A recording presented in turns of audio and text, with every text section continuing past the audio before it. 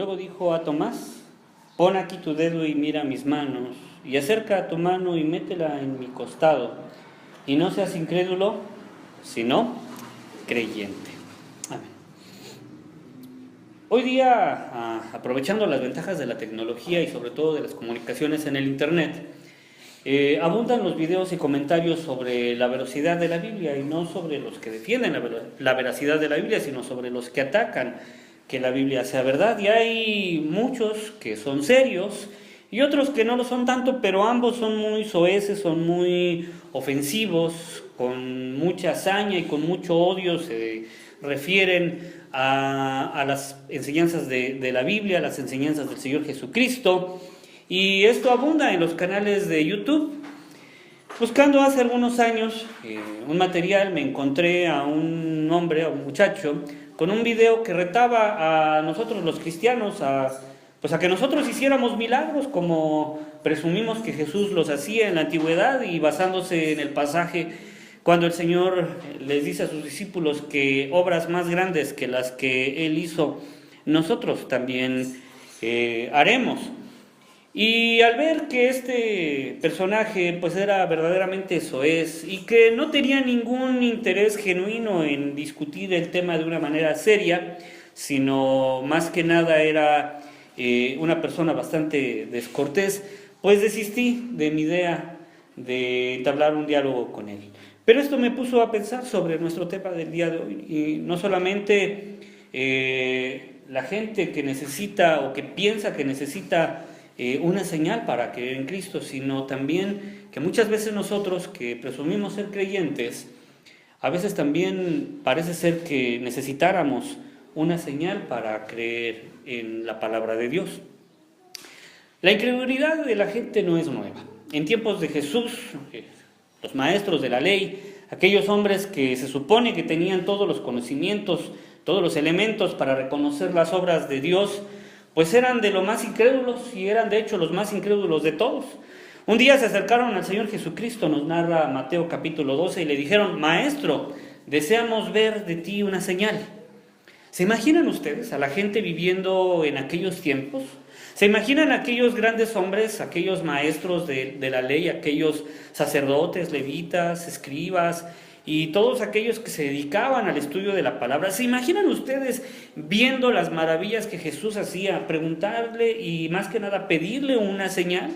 Ellos habían visto cómo Jesús había levantado paralíticos, ellos habían visto cómo el Señor Jesús había resucitado a los muertos, ellos habían visto cómo el mensaje de la palabra de Dios penetraba de una manera profunda en el corazón de los hombres. Pero querían una señal, y yo me pregunto qué tipo de señal entonces querían ver estas personas. ¿Verdaderamente ellos querían una señal para confirmar, o por qué estaban pidiendo esa señal? Y el Señor Jesucristo les responde: la generación mala y adúltera demanda señal, pero señal no les será dada, sino la señal del profeta Jonás. Es decir, que ellos se acercaron a pedir señal, no porque tuvieran el deseo de creer en Jesús, sino que ellos se atrevieron a pedirle una señal para poderle juzgar.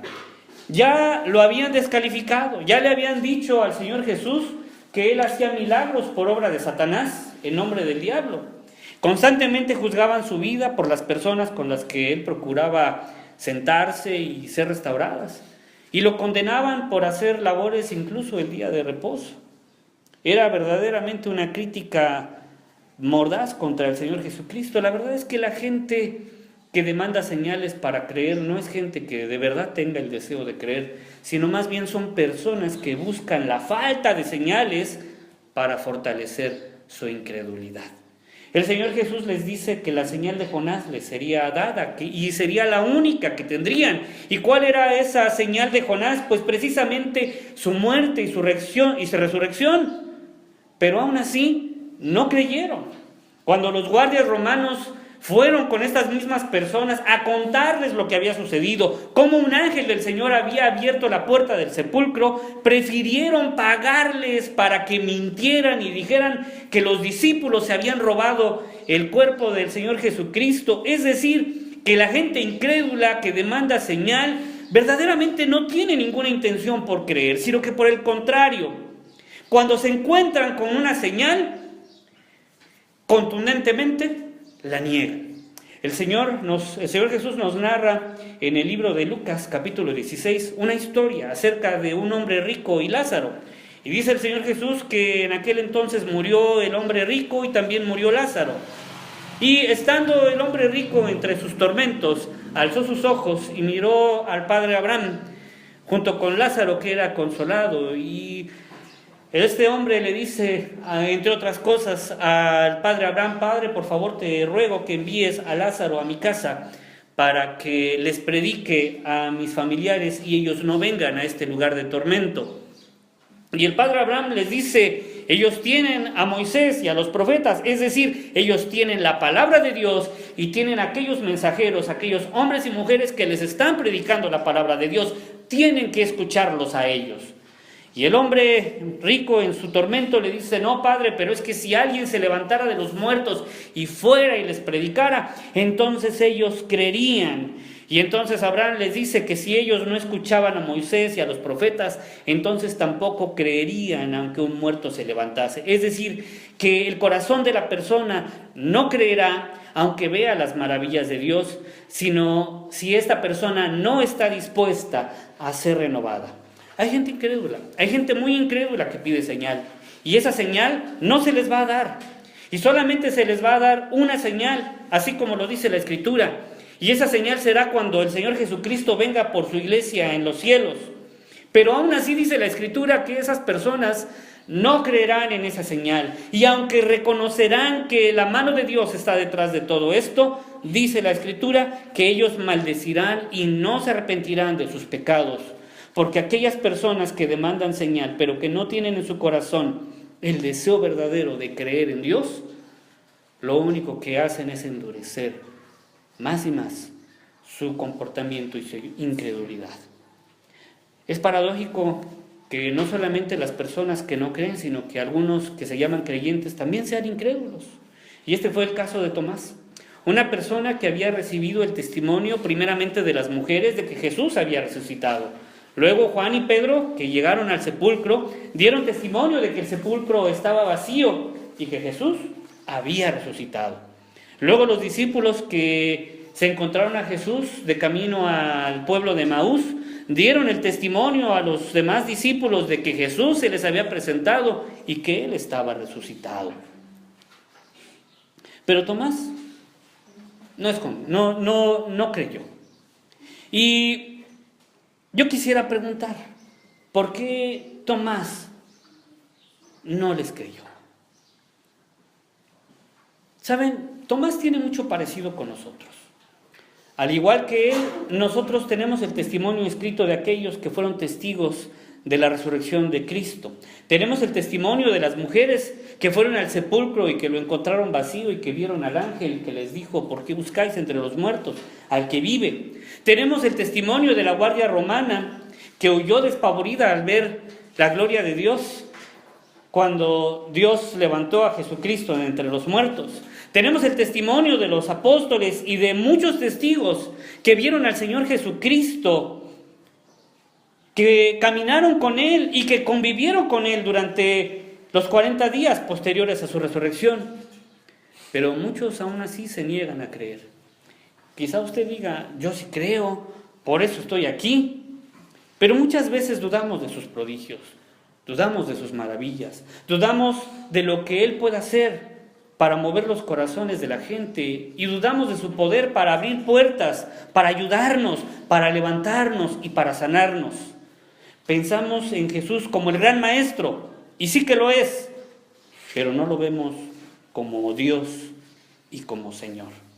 Así que Tomás, luego de recibir el testimonio de los demás discípulos, pronuncia las palabras por las que más le conocemos: si no viere en sus manos la señal de los clavos, y metiere mi dedo en el lugar de los clavos, y metiere mi mano en su costado, no creeré. ¿Tomás verdaderamente era un incrédulo, mis hermanos? Yo pienso que no. De serlo, habría abandonado a sus compañeros, pero estaba allí. estaba con los demás. Quizá en su corazón había inquietud y el deseo de que las palabras de sus compañeros fueran ciertas, pero sus razonamientos prevalecían sobre su corazón y él deseaba verle, verdaderamente Tomás deseaba ver que lo que sus compañeros decían es verdad. Pero también él tenía el temor de que esa fe no estuviera sustentada en falsas esperanzas. Un verdadero incrédulo jamás hubiera aceptado las señales, aún así Jesús se lo hubiera presentado. Pero Tomás no era un verdadero incrédulo, por el contrario, era un verdadero creyente que había visto los milagros de Jesús a lo largo de su ministerio. Tomás era un creyente que, como muchos de nosotros, estaba pasando por un momento de debilidad. Quizá nosotros, azotados por los problemas y las circunstancias de nuestra vida, muchas veces nuestra fe flaquea y decaemos. Sin embargo, el verdadero creyente, no aquellos quienes no lo son, les son mostradas sus maravillas y entonces puede creer. Es de todos conocido el episodio en el que dice la Escritura que estando las puertas cerradas en medio de ellos y luego de saludarles, le dice a Tomás: pon aquí tu dedo y mira mis manos, y acerca tu mano y métela en mi costado, y no seas incrédulo, sino creyente.